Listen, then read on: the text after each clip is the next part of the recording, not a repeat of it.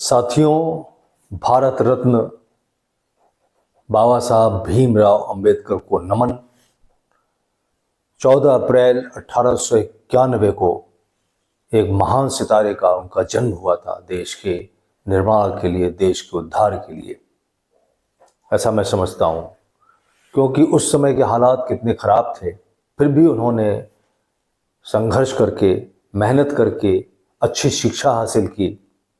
न ही अपने देश में बल्कि विदेश में भी, अमेरिका की कोलंबिया यूनिवर्सिटी में, लंदन स्कूल ऑफ इकोनॉमिक्स में, वहाँ पे लंदन में ही एक बार के लॉ के कॉलेज में भी, तो कितने उन्होंने एमए किए सोशियोलॉजी में, आपके इकोनॉमिक्स में उन्होंने पीएचडी भी की, डॉक्टरेट की उपाधि भी हासिल की और उन्होंने अपार ज्ञान की प्राप्ति की। जबकि एडवर्स सर्कमस्टांसेस थी, उल्टी हालात थे, छुआछूत और भेदभाव जो था बहुत चरम सीमा पर था। ऐसे में उन्होंने एक उदाहरण प्रस्तुत किया जो कि हम सभी लोगों को उसका अनुसरण करना चाहिए। उनकी जयंती पर आप सभी के तरफ से, अपनी संस्था की तरफ से, तिरंगा सेना की तरफ से मैं उनको पुनः नमन करता हूँ। और नमन तभी सही अर्थों में पूर्ण होगा जब उनके बताए हुए उसूलों पर भी हम चलें। सिर्फ नमन कर देना, माला पहना देना और जयकार कर देने से काम नहीं चलने वाला। अगर हम लोग उनके सपनों को, भारत को बनाने में अपना योगदान नहीं देंगे तो एक ये सिर्फ पाखंड होगा, दिखावा होगा कि हम उनको नमन कर रहे हैं, श्रद्धांजलि दे रहे हैं। उन्होंने इतनी अच्छी शिक्षा प्राप्त करने के बाद बहुत अच्छे ढंग से रह भी सकते थे, लेकिन उन्होंने देश की सेवा में स्वतंत्रता सेनानी के रूप में कार्य किया।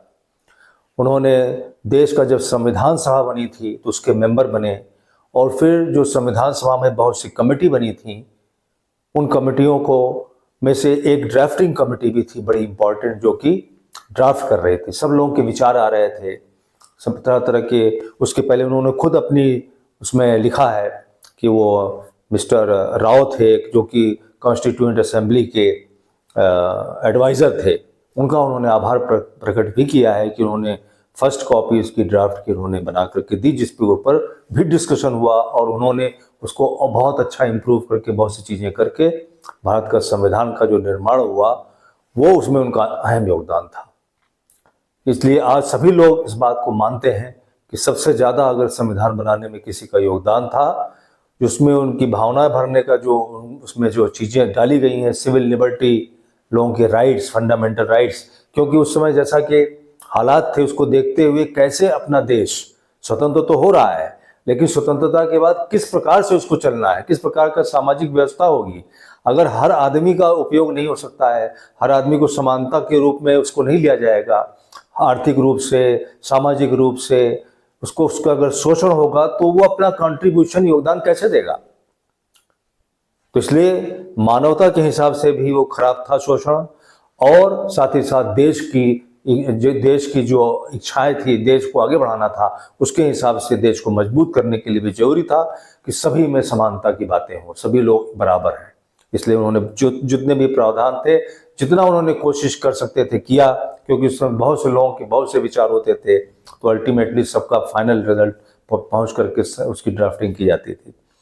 तो इसलिए इस अवसर पर मैं यही कहना चाहूँगा कि अभी मैंने कहीं सुना भी, कुछ लोग कह रहे थे कि सभी देश के बहुत से सभी हिंदुओं को इकट्ठे होकर के और उनका पूरा बहुत ही बड़े भव्य तरीके से उनका मनाना चाहिए 14 अप्रैल को। तो मैं ये कहना चाहूँगा कि ये हिंदू, मुस्लिम, सिख, ईसाई सबकी बात नहीं है, संविधान सबका है। और बाबा साहब अम्बेडकर जी ने जो कुछ किया वो सभी के लिए किया, सभी भारतवासियों को बनाना चाहिए, न कि सिर्फ किसी एक जाति धर्म के लोगों के लिए। उन्होंने बेशक जो सबसे कमजोर उनको नजर आए उनके लिए ऐसे प्रोविजंस बनाए जिससे कि वो आगे बढ़ सकें, उनको मौका मिल सके। उसके लिए हम सभी उनके धन्यवादी हैं। लेकिन साथ ही साथ उसका अल्टीमेट उद्देश्य क्या था? मानवीयता, मानवता और साथ साथ देश को आगे बढ़ाने की भावना थी। इसलिए सभी देश के, सभी धर्म के लोग, सभी लोगों का ये संविधान है, सभी जातियों का है, सभी लोगों को इसको हमेशा आगे बढ़ाने के लिए हर प्रयत्न करना चाहिए जो उसमें दिया हुआ है। और साथ ही साथ उनकी जीवनी से हमें सीखना चाहिए कि कैसे अपने विरोधी माहौल में भी संघर्ष करने की, संगठित रहने की, अच्छी शिक्षा प्राप्त करने के लिए उन्होंने बहुत जोर दिया कि सब लोगों को अच्छी शिक्षा प्राप्त हो। क्या आज के ज़माने में सभी लोगों को एक जैसी अच्छी क्वालिटी की शिक्षा मिल पा रही है?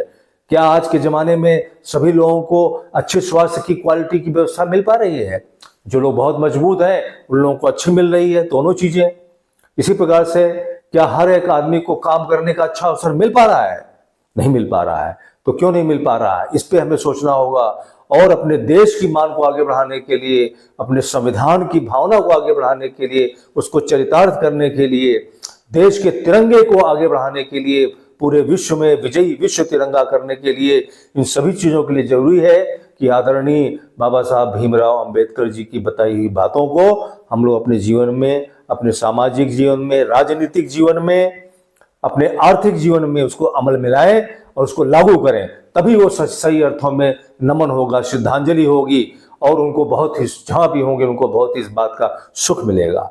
तो इस भावना के साथ, और साथ ही साथ पूरी मुझे आशा है कि मैं तो इस कार्य में लगा ही हुआ हूं, आप सभी लोगों से भी अनुरोध है कि आप लोग भी इस मुहिम को समझिए, इस भावना को समझिए, और आप लोगों को भी अगर अच्छा लगता है तो जुड़िए और इस चीज को आगे बढ़ाते हैं हम सब लोग मिलकर के। इस अच्छे विचार के साथ सभी साथियों को जय हिंद, जय भारत और जय तिरंगा।